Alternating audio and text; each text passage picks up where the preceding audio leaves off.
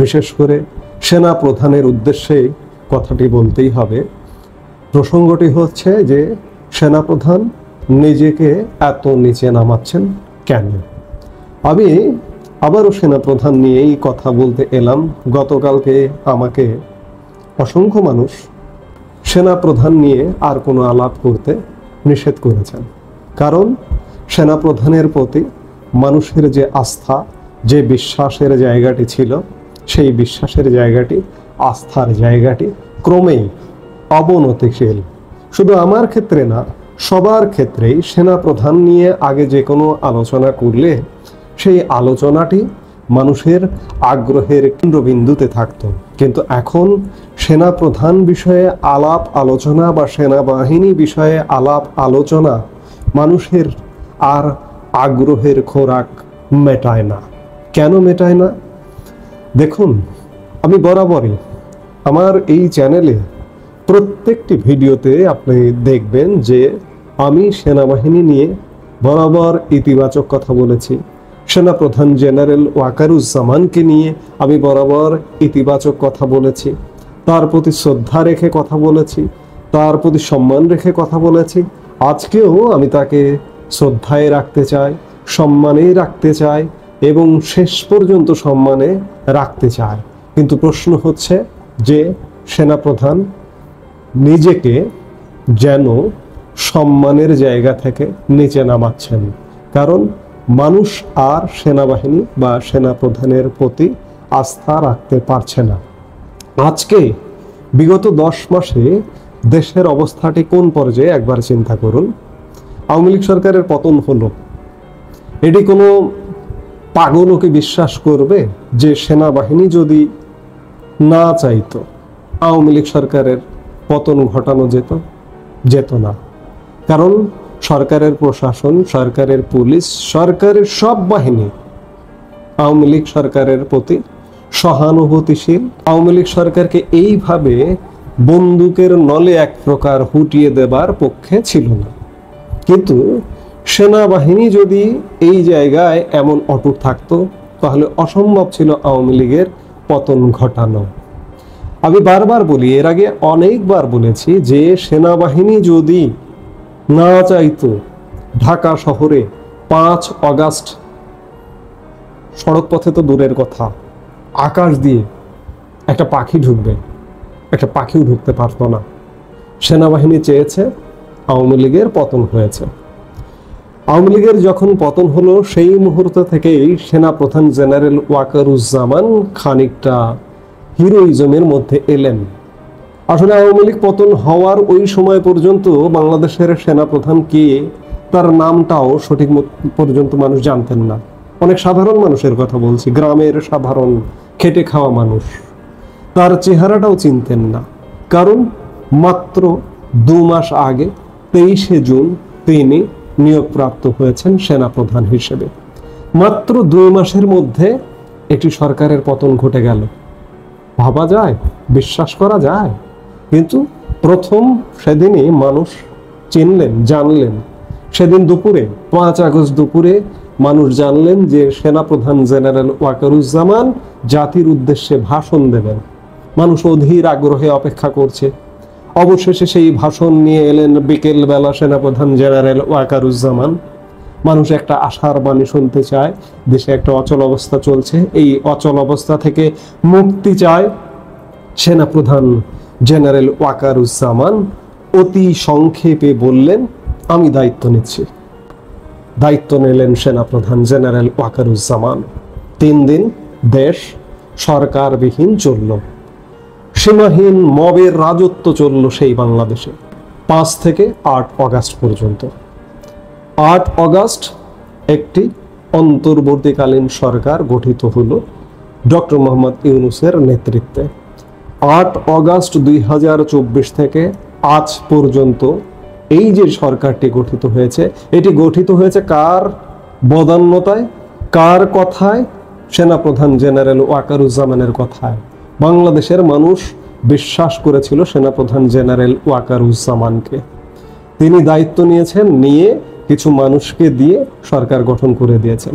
মানুষের প্রত্যাশা ছিল যে এই সরকারটি বাংলাদেশের অচল অবস্থা কাটিয়ে একটি স্বাভাবিক অবস্থায় ফিরিয়ে নিয়ে যাবে এবং সেই জায়গা থেকে একটি নির্বাচন হবে, নির্বাচন হয়ে নির্বাচিত সরকার ক্ষমতায় আসবে। কিন্তু কিসের কি? আজকে যে কারণে আওয়ামী লীগের পতন ঘটানো হলো, সেই কারণের চেয়ে ভয়াবহ কারণ বাংলাদেশে ঘটছে। আওয়ামী লীগের সময় কোথাও মব দেখেছেন? আওয়ামী লীগের সময় মানুষ দিনে দুপুরে কেন মধ্যরাতে নির্বিঘ্নে সারা বাংলাদেশ টেকনাফ থেকে তেতুলিয়া চলাফেরা করেছে।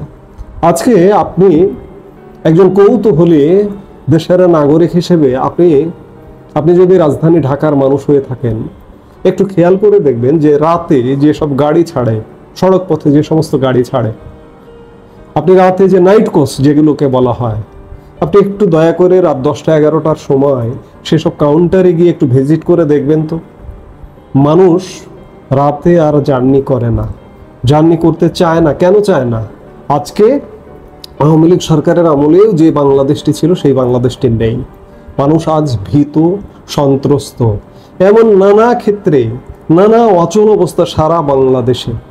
এবং অচল অবস্থা যখনই ঘটে তখনই মানুষ অধীর আগ্রহে থাকে যে সেনাপ্রধান জেনারেল ওয়াকারুজ্জামান না দায়িত্ব নিয়েছিলেন আমাদের, নিশ্চয়ই তিনি দায়িত্ব পালন করবেন।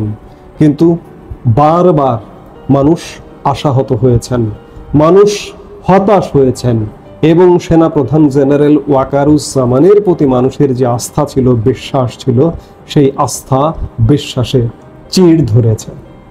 সেনাপ্রধান জেনারেল ওয়াকারুজ্জামান 5 আগস্ট যদি নিজে ক্ষমতা নিতেন, নিজে সামরিক আইন জারি করে ক্ষমতা গ্রহণ করতেন চিফ মার্শাল ল অ্যাডমিনিস্ট্রেটর হিসেবে, আমাদের বাংলাদেশেই অতীতে যেভাবে জিয়াউর রহমান, যেভাবে হুসাইন মোহাম্মদ এরশাদ ক্ষমতা নিয়েছিলেন, দায়িত্ব নিয়েছিলেন, সেভাবে যদি দায়িত্ব নিতেন তাহলেও বাংলাদেশের মানুষ তাকে সাধুবাদ জানাতো।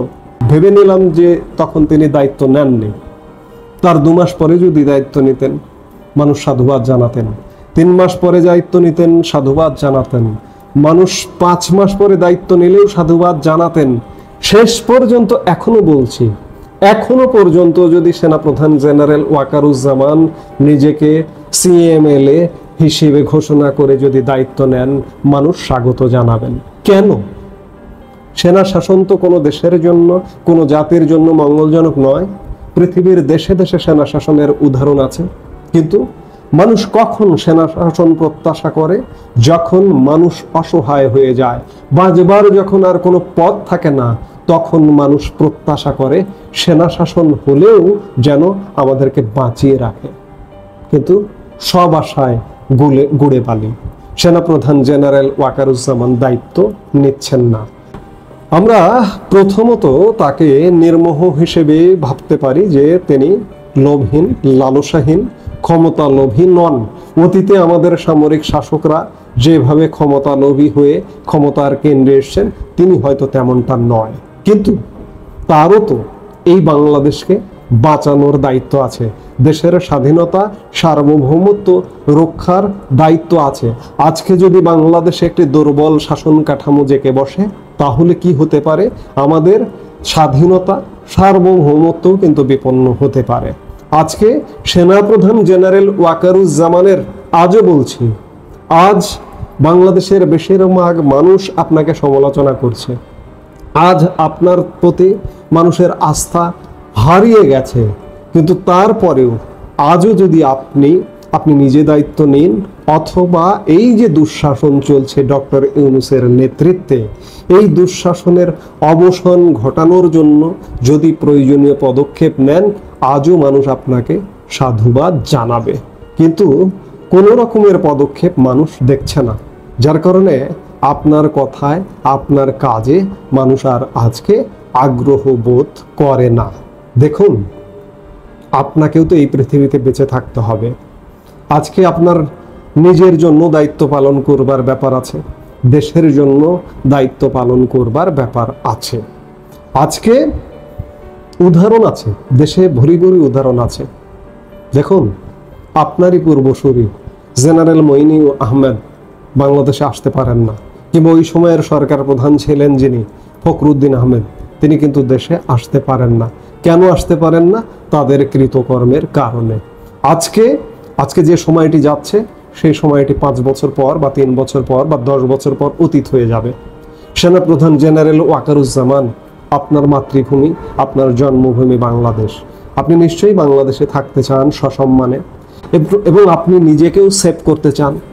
এই সেভ করতে হলে দেশ বাঁচাতে হবে, আপনার নিজেকেও বাঁচাতে হবে। দেখুন, আমরা বেশ কিছুদিন যাবৎ আপনার বিরুদ্ধে বিরোধিতা করা দেখছি একটি গোষ্ঠীর, যারা বিগত আওয়ামী লীগ সরকার পতনে কাজ করেছে। সেই গোষ্ঠী বিশেষ করে সেই গোষ্ঠীর অনলাইন অ্যাক্টিভিস্টদের খুব বেশি তৎপরতা আপনাকে অপসারণ করবে। ধরুন, যারা এই সরকারের পক্ষে বা বর্তমান ব্যবস্থার পক্ষে, বর্তমান ব্যবস্থাটা চায়, তারা আপনার অপসারণ চায়, কিন্তু বিগত সরকারের সমর্থক যারা, তারা কিন্তু আপনার পক্ষে ছিল। কিন্তু আজকে অবস্থাটা এমন দাঁড়িয়ে গেছে, আপনাকে, এটি আমার মুখের কথা না, আমি মুখের কথাটা আপনাকে পৌঁছিয়ে দিচ্ছি, যে আপনাকে মির্জাফর হিসেবে তারা গণ্য করছে, তারা বলছে, তারা কাউন্ট করছে। আমার কিন্তু আপনার প্রতি শ্রদ্ধা সম্মান আছে। আমি বিভিন্ন ভিডিওতে আপনার প্রশংসা করেছি, সেনাবাহিনীর প্রশংসা করেছি। সেনাবাহিনীর প্রশংসা করতে হবে, কারণ সেনাবাহিনী আমাদের একটি সাংবিধানিক সংস্থা। সেনাপ্রধান দেশের আইন অনুযায়ী নিয়োজিত একজন ব্যক্তিত্ব বা একটি পদ। সেই জায়গায় আপনাকে শ্রদ্ধা করতে হবে। কিন্তু দেশের মানুষ ক্ষুব্ধ হয়ে আজকে আপনাকে মির্জাফরের ভূমিকায় কল্পনা করছে। এটি নিশ্চয়ই আপনার জন্য ভালো নয়। আপনার পক্ষে সমর্থন আজও আছে, শুধু বলছি যে আজকেই আপনি একটি অ্যাটেম্প নেন। আপনার মার্শাল অ্যাডমিনিস্ট্রেটর হওয়া লাগবে না। অন্ততপক্ষে এই যে বর্তমান যে ব্যবস্থাটি চলছে, যে ব্যাপক অনিয়ম চলছে, অন্যায় চলছে, অত্যাচার চলছে, এগুলোর বিরুদ্ধে রুখে দাঁড়ান। এই মুহূর্তে একটা মধ্য অবস্থা বিরাজ করছে। মধ্য অবস্থা এই জন্যই বলছি যে একটি নির্বাচন হতে হবে দেশে নিশ্চয়। আগামী নির্বাচন কি আদৌ এই যে বর্তমান যে বিদ্যমান ব্যবস্থাটি আছে, এই ব্যবস্থা দিয়ে কি নির্বাচন করা সম্ভব? অসম্ভব। কারণ দেশের স্বাভাবিক জীবনযাপন, স্বাভাবিক জীবনযাত্রায় বহন করে চলা যায় না সেখানে নির্বাচন। আমি আগেও বলেছি, নির্বাচন মানে একটা বিশাল প্রস্তুতির ব্যাপার। আজকে যে সরকারটি দায়িত্ব পালন করছে, এই সরকারটি কিভাবে নির্বাচন করবে আমার মাথায় তো ঢোকে না। নির্বাচন তো হবে না। আরেকটি বিষয়, যে সবার সমান সুযোগ, ইতিমধ্যেই বাংলাদেশের প্রায় 50% মানুষের সুযোগ রহিত করা হয়েছে, রোয়াত করা হয়েছে। এই যে দেখুন, আজকে বিগত ক্ষমতায় ছিল যে দলটি আওয়ামী লীগের কার্যক্রম নিষিদ্ধ করা হয়েছে একটি নির্বাহী আদেশের মাধ্যমে। এর ফলে কি হয়েছে? দেশের অর্ধেক মানুষের কণ্ঠ রোধ করা হয়েছে। আজকে কাদের কণ্ঠ চালু আছে? তাদের, ধরুন বিএনপি, জামাত, এছাড়া অন্যান্য যেসব দল, সেসব দলের তো প্রতিনিধিত্বই থাকে না, কখনো সংসদে প্রতিনিধিত্বই নেই। বিএনপি এবং জামাতের যদি কণ্ঠ সরব থাকতে পারে, বিএনপি জামাত যদি নির্বাচনে অংশগ্রহণ করতে পারে, তাহলে আওয়ামী লীগ কেন পারবে না? বিএনপি জামাত অতীতে ক্ষমতায় ছিল না, তাদের কোনো দোষ নেই। আজকে 54 বছরের ধরে নিলাম যে আওয়ামী লীগ ক্ষমতায় ছিল কত বছর? সব মিলিয়ে 24 বছর। বাকি 30 বছর কারা ক্ষমতায় ছিল? তারা কি বাংলাদেশে কোনো দোষ করেনি, কোনো অপরাধ করেনি? বিএনপি অপরাধ করেনি, জামাত অপরাধ করেনি? যদি বিএনপি জামাত অপরাধ করে থাকে, জামাতের তো যুদ্ধাপরাধী সবচেয়ে বড় অপরাধ। তারা যদি অপরাধ করে থাকে, তারা যদি মার্জনা পেতে পারে, তারা যদি দাপিয়ে বেড়াতে পারে, তারা যদি নির্বাচনে অংশ নিতে পারে, তাহলে আওয়ামী লীগের জন্য লেভেল প্লেইং ফিল্ড কেন হবে না? আওয়ামী লীগের নির্বাচনে অংশগ্রহণের এবং আওয়ামী লীগের রাজনৈতিক কার্যক্রম পরিচালনা করা, আওয়ামী লীগ দল হিসেবে স্বাভাবিক পরিবেশে ঘোরাফেরা করা, স্বাভাবিক জীবনযাপন করা আওয়ামী লীগ নেতাকর্মীদের কেন হবে না?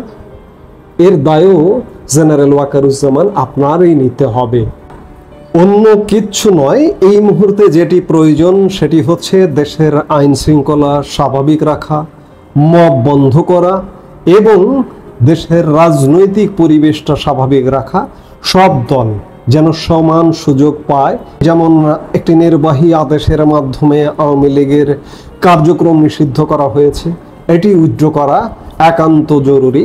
নইলে আওয়ামী লীগকে বাদ দিয়ে আগামীর বাংলাদেশে যদি নির্বাচনের দিকে যান কিংবা নির্বাচন করেন, সেই নির্বাচনটি আসলে সারা পৃথিবীতে গ্রহণযোগ্য হবে না, বাংলাদেশের প্রতি সারা পৃথিবী আস্থাশীল হবে না। সেই জায়গা থেকে এই জায়গাগুলোতে জেনারেল ওয়াকারুজ্জামান আপনার কাজ করবার যথেষ্ট সময় আছে। নিজেকে সেভ করুন, বাংলাদেশকে সেভ করুন। আজকে যারা ষড়যন্ত্র করে যে আপনাকে সরিয়ে দেবে, তারা সরিয়ে দিতে সফল হবে। কারণ সর্বস্তরে আজকে আওয়ামী লীগ বিরোধী গোষ্ঠী, আওয়ামী লীগ পক্ষের গোষ্ঠী সবাই সেনাপ্রধান জেনারেল ওয়াকারুজ্জামান আপনার বিরুদ্ধে ফুঁসছে। আপনার বিরুদ্ধে ফুঁসে ওঠা বা আপনার প্রতি রাগ, আপনার প্রতি ক্ষোভ প্রকাশ করা আপনার কিচ্ছু যায় আসে না, কারণ আপনি একটি আইনের অধীনে 3 বছরের জন্য নিয়োগপ্রাপ্ত একটি পদধারী। কাজেই আপনি নির্বাচনও করবেন না, কিন্তু একটা স্বাভাবিক, একটা মানবিক একটা বোধ বলে তো কিছু আছে।